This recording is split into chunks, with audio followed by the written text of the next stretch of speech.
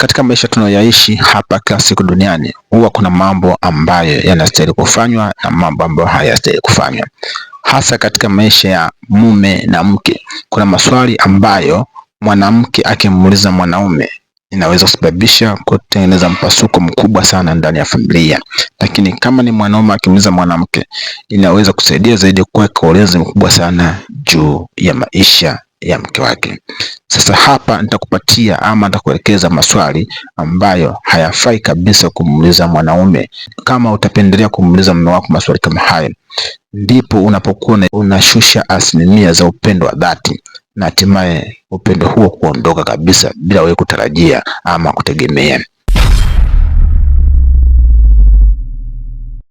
Swali la kwanza ambalo halistahili kabisa kumuuliza mwanaume ni swali ambalo linasema uko wapi?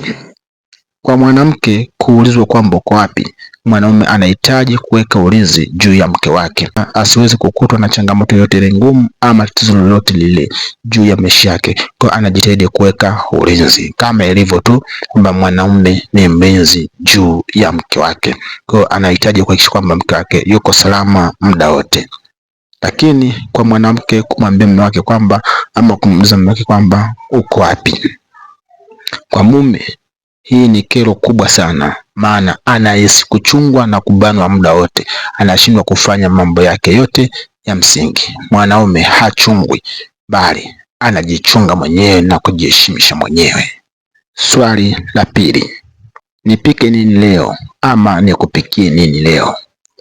Swali kama hili halifai kabisa kumuuliza mume wako kwamba mume wangu nikupikie nini leo ama nipike nini leo. Mwanaume kama anahitaji chakula fulani atakwambia moja kwa moja kwamba leo nahitaji unipikie chakula fulani. Lakini kama hajakwambia, basi tumia njia yako wewe mwenyewe unavyojua, utengeneze pishi zuri ili mume wako alipende, kwa sababu mwanaume anaamini chakula kinachopikwa na mke wake ndani ya nyumba yake siku zote huwa ni kizuri na ukila kwa moyo mmoja bila mashaka yoyote. Lakini kitendo cha kumuuliza mume wako kwamba nikupikie nini, unamfanya ubongo wake kwanza kufikiria vitu vingine vidogo vidogo vya kutatua ambavyo sio vya lazima kufikiria, kwa sababu mwanamke anahitaji awe na uwezo wa kupambanua mambo na kujua namna gani anaweza kufanya juu ya mume wake, na kila siku pakaonekana ni siku mpya zaidi ya jana ama zaidi ya siku iliyopita. Swali la tatu, je, unanipenda kweli?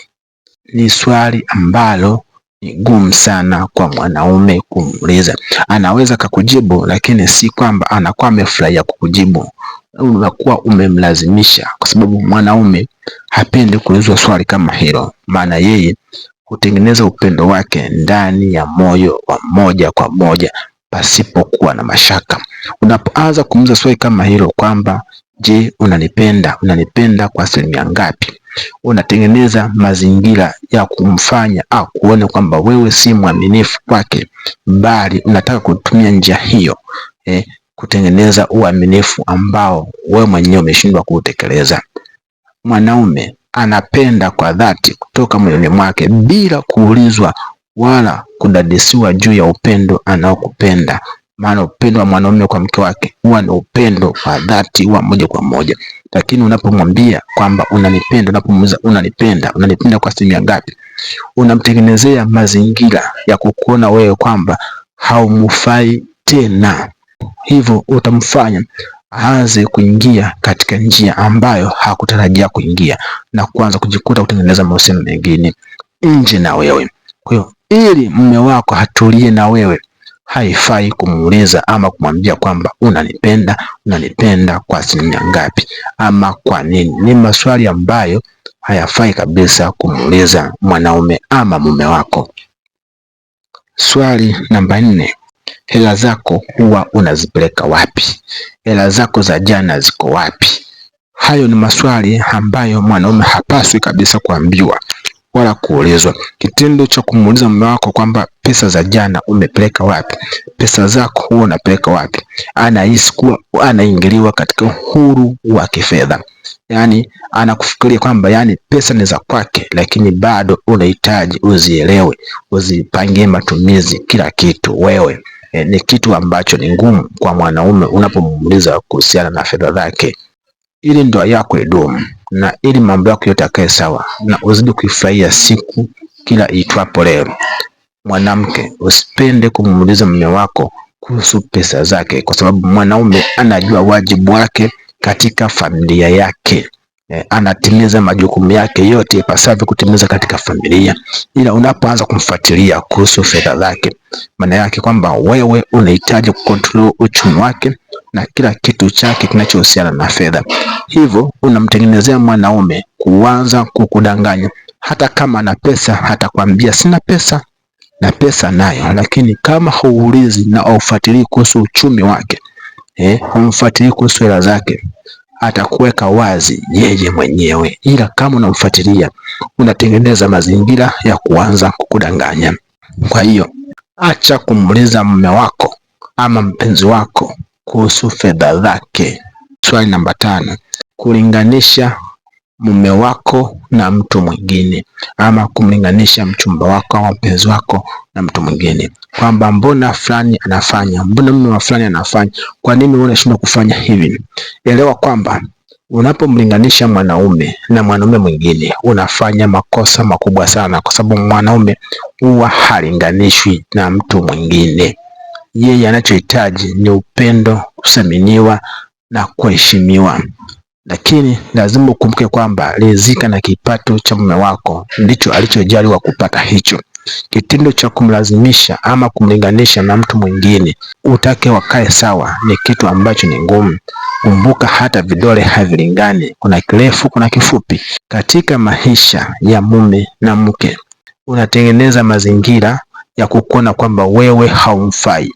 Unaweza ukaendelea kumlinganisha na yeye akakutoa moyoni mwake, ukiwa unaishi naye hapo hapo na akakutimizia kila kitu, lakini moyoni mwake amekwisha kuondoa kabisa, hakuhesabu tena kama mke, na kumfanya huyo mwanaume kujikuta ametengeneza mahusiano mengine nje. Chanzo cha kutengeneza mahusiano nje ni wewe kumfuatilia na kumuuliza vitu ambavyo havifai kumuuliza, na kumlinganisha na wanaume wengine ambao haifai kumlinganisha kabisa. Kwa hiyo acha kumlinganisha mume wako na wanaume wengine. Namba 6, uchunguzi. Kumchunguza mume sio vizuri. Kwa nyinyi wanandoa, usipende sana kumchunguza mume wako kwamba unafanya nini, yule ni nani, ameongea na mtu kwenye simu, unaulizwa kwa unaongea na nani, ametuma SMS ametuma nani yako huyu, hiki na hiki, hivi na hivi. Sio vizuri. Kitendo hicho kinaifanya mahusiano yako kushuka uthamani, na kinaifanya kwa wewe uliye na ndoa yako kushuka uthamani. Ili ndoa yako isishuke uthamani, mume anajua mipaka yake yote, hataweza kukuvunjia heshima hata siku moja. Lakini unapoanza kumchunguza kwa namna hiyo, unamtengenezea mazingira ya kukuona wewe kwamba haumfai tena, kwa sababu unaanza kumchunguza kwenye vitu ambavyo si lazima kumchunguza.